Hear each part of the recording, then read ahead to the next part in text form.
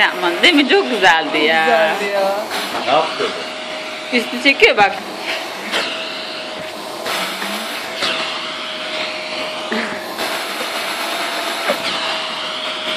Bak çıktın kaldı.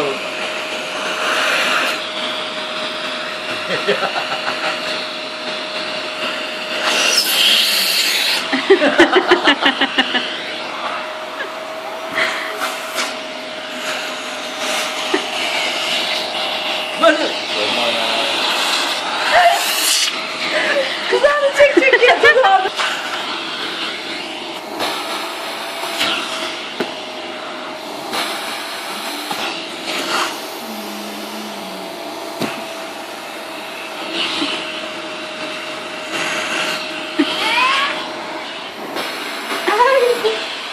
Ne oluyor bre? Ne oluyor?